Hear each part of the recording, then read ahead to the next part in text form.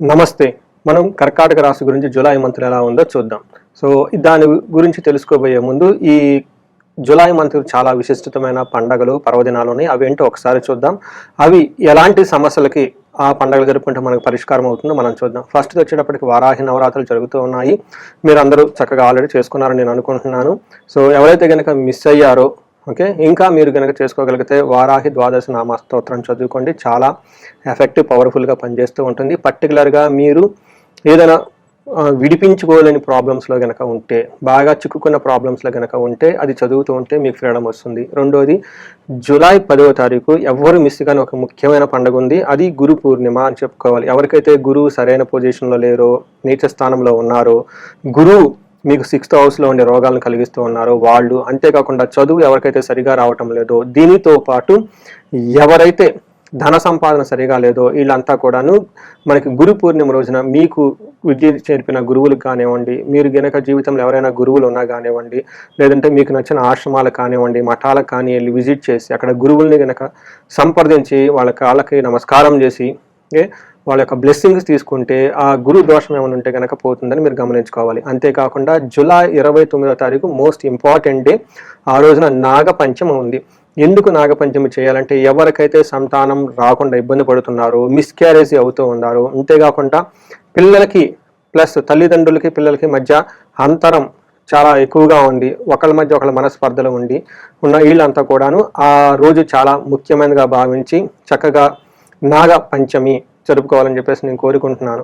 So వివరాలు కనుక చూసుకుంటే, మనం కర్కాటక రాశి కనుక చూసుకుంటే ఇందులో మనకి పునర్వసు 4వ పాదం, పుష్యమి 1, 2, 3, 4 పాదాలు, ఆశ్లేష 1, 2, 3, 4 పాదాలు అంతా మనకి ఇందులో ఉంటాయని గమనించుకోవాలి. పేరు బలం కనుక మనం చూసుకుంటే వీళ్ళకి హీ, హూ, హే, హో, డా, డి, డు, డే, డో అన్న లెటర్స్ అంతా కూడా మనకి కర్కాటక రాశిలో ఉంటాయని మీరు గమనించుకోవాలి. ఈ నెలలో మనకి 2 ముఖ్యమైన ప్లానెట్స్ చేంజెస్ ఉన్నాయండి. ఒకటి సూర్యుడు, రెండోది వచ్చేటప్పటికి శుక్రుడు. ఈ 2 గ్రహాలు మార్పు వల్ల, అంతేకాకుండా అంతకుముందు ఆల్రెడీ బుధుడు మనకి కుజుడు కూడాను కొంచెం చేంజెస్లో ఉన్న పొజిషన్లో ఉండటం వల్ల ఎలా ఉందో మనం చూద్దాం. మనకి లఘు గోచారం, సూక్ష్మ గోచారం ప్రకారం కనుక చూసుకుంటే ఈ గ్రహాల యొక్క సమూహం మనకి సూక్ష్మ గోచారం, లఘు గోచారం అంటారు. దీని ద్వారా ఏంటంటే వార్తల్లో సమరేలాగా, హెడ్లైన్స్ లాగా వెరీ క్విక్గా మనకి హోల్ మంత్ అంతా ఎలా ఉంటుందో ఒక చిన్న చిన్న మాటలు మనం తెలుసుకోవచ్చు. అందులో కనుక సూర్యుడు కనుక మనం గమనించుకుంటే వీళ్ళ వల్ల స్థాన నాశనం, అంటే మీకు ఈ రాశి వాళ్ళకి, మిథున రాశి వాళ్ళకి జాబ్లో చాలా ప్రాబ్లం వచ్చే అవకాశం ఎక్కువగా ఉంటుంది. కొంతమంది లాస్ట్ మంత్ జూన్ మంత్లో కూడా కొంతమంది జాబులు కోల్పోయి నాకు ఫోన్లు చేసిన వాళ్ళు ఉన్నారు. బట్ కొంతమందికి అది జూలై మంత్ 15th వరకు కూడా ఉండే అవకాశం ఎక్కువగా ఉంటుంది. కాబట్టి జాబ్ విషయంలో చాలా జాగ్రత్తగా ఉండాలి. స్థాన నాశనం, మీకు అప్పటిదాకా ఏదైనా పొజిషన్లో ఉంటే ఆ పొజిషన్ కోల్పోయే అవకాశం ఎక్కువగా ఉంటుంది. రెండోది కనుక చూసుకుంటే ధనచ్ఛేదం, బుధుని వల్ల, తర్వాత కుజుని వల్ల మీకు ధనం కోల్పోయే అవకాశం ఎక్కువగా ఉంటుంది. శుక్రుని వల్ల, లేదంటే మీరు కనుక చూసుకుంటే గురువు వల్ల అంత మీకు యోగ్యతనిచ్చే అవకాశం అయితే లేదని మీరు గమనించుకోవాలి. ఒక రకంగా చూసుకోవాలనుకుంటే ఈ మాసం అంతా మీకు ప్రతికూలంగా ఉండే అవకాశం ఎక్కువగా ఉంటుంది. ఆల్మోస్ట్ మీకు ఒక 70% అంత అనుకూలంగా ఉండదు. ఒక 30% మాత్రమే మీకు చాలా ఫేవరబుల్గా ఉండే అవకాశం ఎక్కువగా ఉంటుంది. ఇది గమనించుకొని మీరు చాలా సహనంగా, పేషెన్సీగా, ఆధ్యాత్మికంగా ఉండాలని చెప్పేసి నేను కోరుకుంటూ ఉన్నాను. ఇప్పుడు మనం గ్రహం వైపు కనుక చూసుకుంటే సూర్యుడు 1st హౌస్లో ఉండి 7వ ఇంట్లో ఉండటం వల్ల ఇది ఒక మంచి పొజిషన్ కాదు, ఇబ్బందికరమైన స్థితి అని మనం గమనించుకోవాలి. అది ఏ విధంగా అంటే దేహాతి సతతం కాల దేహాతి సత్వం సంతాప కాలతిక్రమణ భోజనం బంధుమిత్ర సుహృద్వేష చంద్రరాశి గతో రవి అని మనకి సంస్కృతంలో చెప్తారు. దీని మీనింగ్ ఏంటంటే దేహాతి, శారీరకంగా చాలా అలసటగా ఉంటూ ఉంటారు. అంతేకాకుండా సత్వం కోల్పోయే అవకాశం ఎక్కువగా ఉంటుంది, అంటే స్టామినాను కోల్పోయే అవకాశం ఎక్కువగా ఉంటుంది. సంతాప కాలతిక్రమణ భోజనం, మీరు టయానికి భోజనం చేయకుండా ప్రొఫెషన్లో చాలా బిజీగా ఉండి హడావుడిగా అటు ఇటు తిరుగుతూ భోజనాన్ని మిస్ చేసుకునే అవకాశం ఎక్కువగా ఉంటుంది. బంధువులతోటి, మిత్రులతోటి, స్నేహితులతోటి గొడవ పడే అవకాశం ఎక్కువగా ఉంటుంది. మిమ్మల్ని వాళ్ళు ద్వేషించే అవకాశం ఎక్కువగా ఉంటుంది, విరోధం కలిగే అవకాశం ఎక్కువగా ఉంటుందని చెప్తూ ఉంటారు. అందుకని చెప్పేసి మీరు కొంచెం శాంతంగా ఇంటర్పర్సనల్ స్కిల్స్ కలిగి కొంచెం ఒక స్టెప్ వెనక్కి తీసుకొని ఉండటం ఈ నెల ఎంతైనా ఉత్తమం అని చెప్పేసి మనం తెలియజేసుకోవచ్చు. అయితే వీళ్ళకి భార్య విషయంలో కొంచెం జాగ్రత్తగా ఉండాలి. వాళ్ళకి హెల్త్ బాగోగలేకపోవటం, లేదంటే వాళ్ళ ద్వారా మీకు ఇబ్బందులు పడే అవకాశం కూడా ఎక్కువగా ఉంటుంది. ఓవరాల్గా కనుక చూసుకుంటే సూర్యుడు మీకు ప్రతికూలంగా ఉన్నారు, కొంచెం జాగ్రత్తగా ఉండాలని చెప్పుకోవాలి. అయితే మనకి 2వ ఇంట్లో కుజుడు ఉండటం వల్ల, కుజుడితో పాటు కేతు ఉండటం వల్ల, అగైన్ ఇది అంత మంచి పద్ధతి కాదు. కొంచెం ఫ్యామిలీ రిలేటెడ్ మ్యాటర్స్లో డిస్టర్బెన్స్ వచ్చే అవకాశం ఎక్కువగా ఉంటుంది. ధనం విషయంలో టయానికి రాకుండా కట్టింగులు పడే అవకాశం ఎక్కువగా ఉంటుంది. మీరు కనుక చూసుకుంటే కుజుడు 2వ ఇంట్లో ఉంటే మన మహర్షులు ఏం చెప్తారంటే అసత్వం సతతం క్లేశ సర్వకార్య వినాశనం సదా దుర్జన సంపర్క భీతి స్యాదనగే కుజే అని చెప్తూ ఉంటారు. అంటే దీని ప్రకారం ఏంటంటే అసత్వం అంటే సత్వం లేక ఉండటం, తర్వాత సతతం క్లేశ ఇప్పుడు ఏదో ఒక బాధపడుతూ ఉండటం, అంతేకాకుండా సర్వకార్య వినాశనం ఏదైనా కనుక పని చేస్తే అందులో రిజల్ట్ రాక దాని యొక్క ఫలితం లేక మీరు ఇబ్బంది పడే అవకాశం ఎక్కువగా ఉంటుంది. ఎప్పుడు దుర్జన సేవ, బ్యాడ్ కంపెనీతో ఎక్కువగా ఉండే అవకాశం ఎక్కువగా ఉంటుంది. అయ్యో చెడు పనులు చేస్తున్నామే, చెడ్డవాళ్ళతో ఉన్నామే, చేయకూడని పని చేస్తున్నామే అని చెప్పేసి మళ్ళా తర్వాత భయపడే అవకాశం కూడా ఎక్కువగా ఉంటుంది. ఇది మనకి కుజుడు 2వ ఇంట్లో ఉండటంతో, అందులోని కేతువుతో ఉండటం వల్ల జరిగే పరిణామాలు అని చెప్పేసి మీరు భావించవచ్చు. అంతేకాకుండా వీళ్ళకి రోగాలు వచ్చే అవకాశం ఎక్కువగా ఉంటుంది. మనీ కోల్పోయి భయపడే సిచ్యువేషన్ కూడా వచ్చే అవకాశం ఎక్కువగా ఉంటుంది. మనం కనుక చూసుకుంటే ఇప్పటిదాకా సూర్యుడు కానివ్వండి, కుజుడు కాదు అనుకూలంగా లేరు. అయితే శుక్రుడు మాత్రం కొంతలో కొంత మీకు మంచి యోగ్యతను తీసుకొని వస్తూ ఉన్నారు.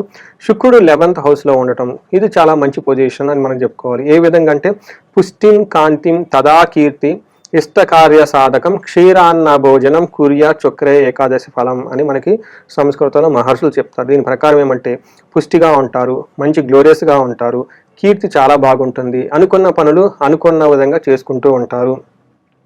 ఇప్పుడు దాకా మనం చెప్పుకున్నాం అనుకున్న పనిలో ఆటంకాలు వస్తాయి, విఘ్నాలు వస్తాయి అని. కానీ ఎన్ని ఆటంకాలు విఘ్నాలు వచ్చినా శుక్రుడి యొక్క మీకు ఫేవరబుల్గా ఉండటంతో ఈ ప్రయాసాలతో దాన్ని సాధించుకునే అవకాశం ఎక్కువగా ఉంటుంది. మంచి భోజనం చేస్తారు, టయానికి బంధుమిత్రులతో కలిసి ఉంటారు అని మనకు చెప్తూ ఉంటుంది.